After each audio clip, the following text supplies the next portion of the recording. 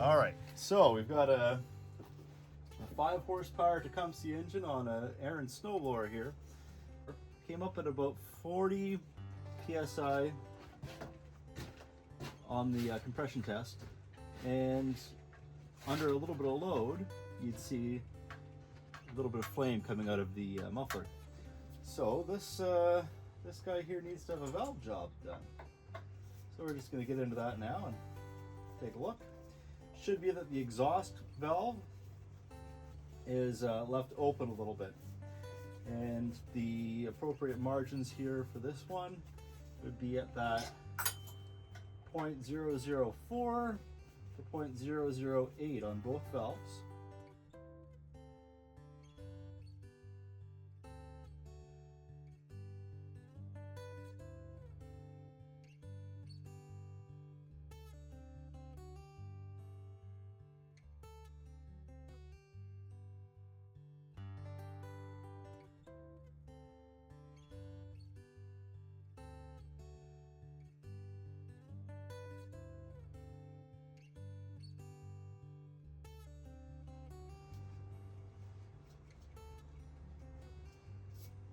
Doesn't look terrible in here.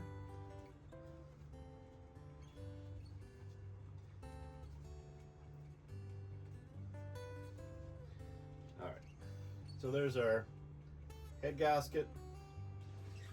Not terrible.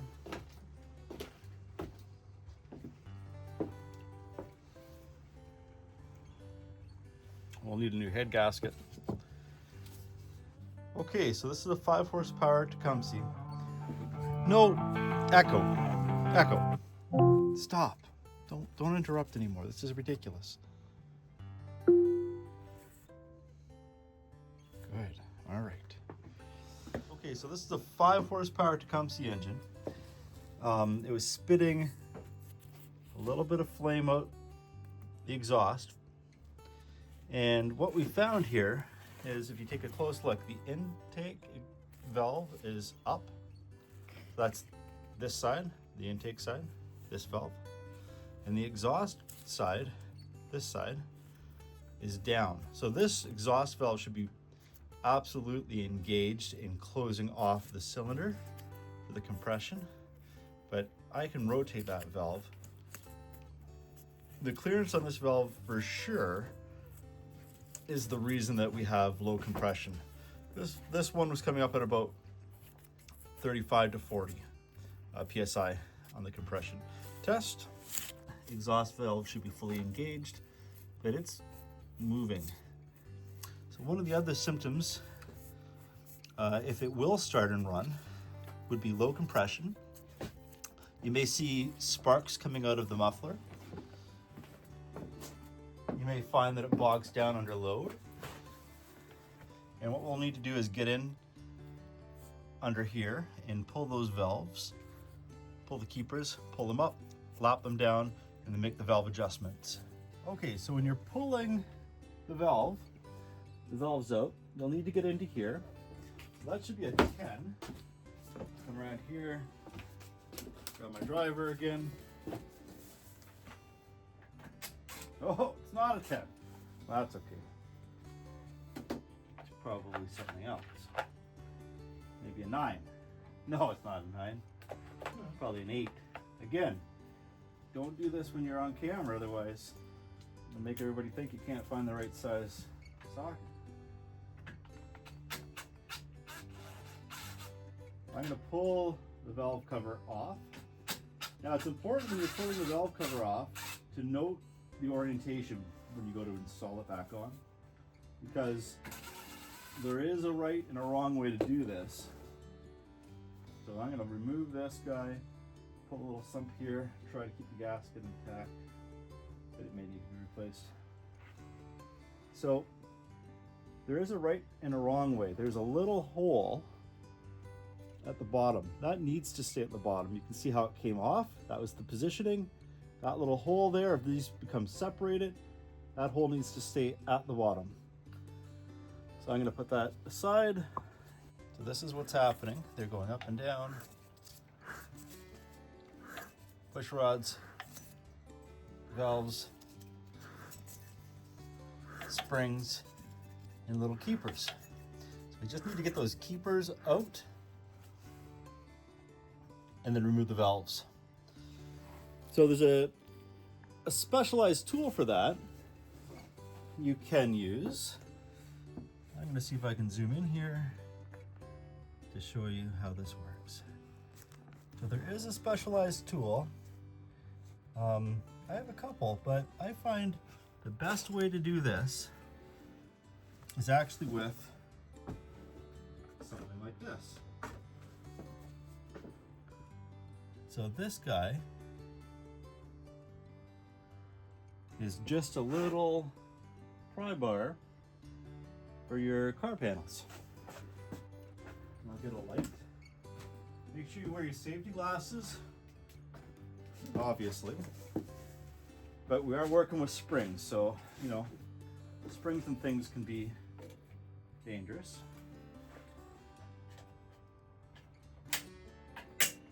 There. Did I get it? I got it. So there are 2 valves up and out. Now, if we take a look at our valves, we can see that in the intake valve, I don't know if we're going to be able to see this. In the intake valve, the lash, it's meeting the side of the machine. So this is our intake right here. It's relatively clean. Still want to clean it up a bit. But our exhaust valve looks awful. It's all rusty and it's definitely not been sealing. It's a wonder that the machine was actually able to run. So there we go.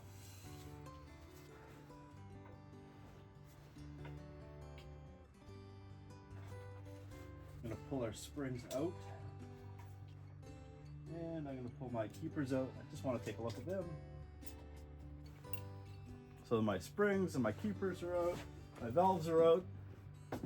Looking good. So you want to lap them down first. What I'm going to do is I'm going to set these guys back in. So I've removed the caps. And I'm going to rotate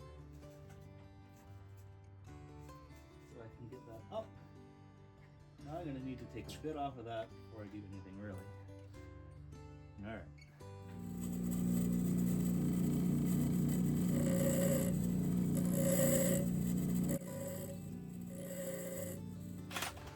This is the lapping tool on my drill. That's going to suction to the valves and push back and forth. You see the back and forth action there? Back and forth, back and forth. You don't want to just go in one circular action, one circular direction. You want to go back and forth. So you want to be a little bit careful with your lapping compound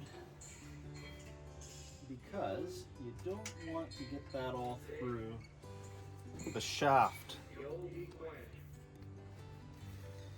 So I like to put it on like this. There we go. So we want a little bit of that metal flex there. I put that on the edge. So as I'm putting it in, I'm going to open and close it, raise it, lower it a little bit.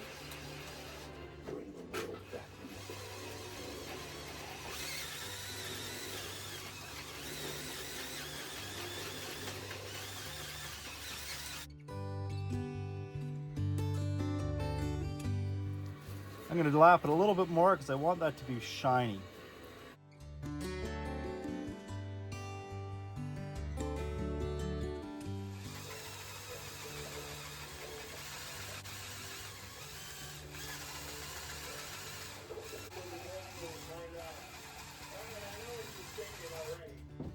Okay, so I'm just working these valves in.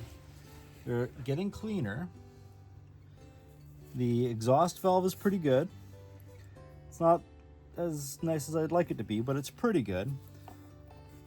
The intake valve still needs a bit of lapping. So I'm going to make sure that I don't have lapping compound on the shaft. I'm going to clean that all off. I'm going to put some more compound on it.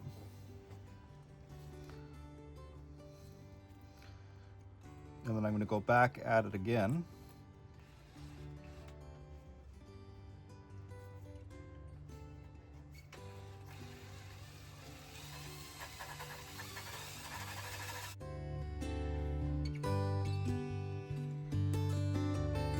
Trying to keep stuff out of the top of the cylinder.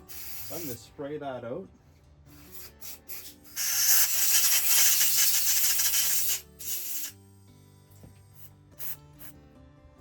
Spray that shaft a little bit. And I'm going to put this guy back in.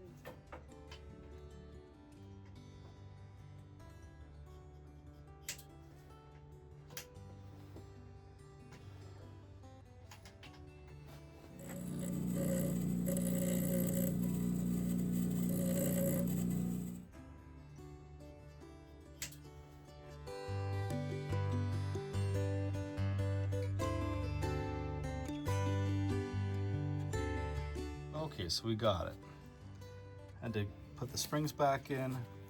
Now see the valves are opening and closing properly.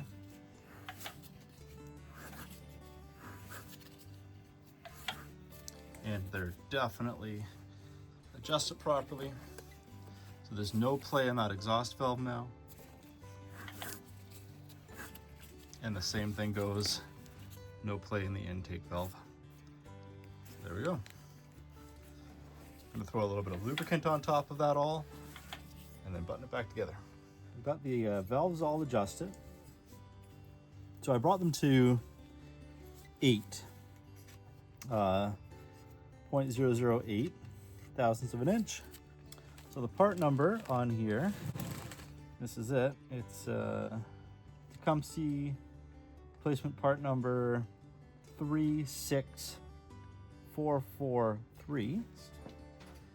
Head gasket, make sure that's all clean. So I'm going to go ahead and put the small bolts in first.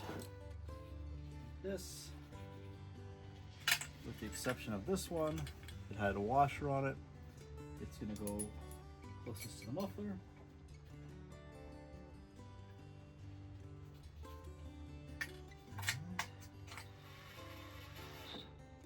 I'm not going to actually torque these in yet because I want to get everything lined up properly, but I'm just going to drop them down a bit.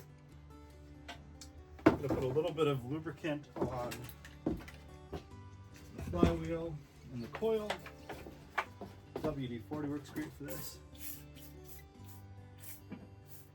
Other side, and put our tank guard on, and bring our tank up.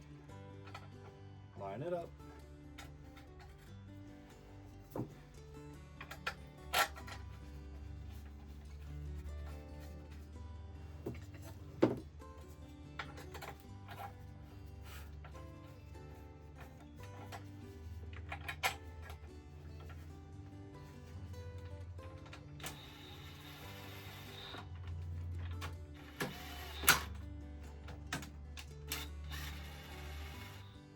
Okay, so I don't have exact torque specs on here.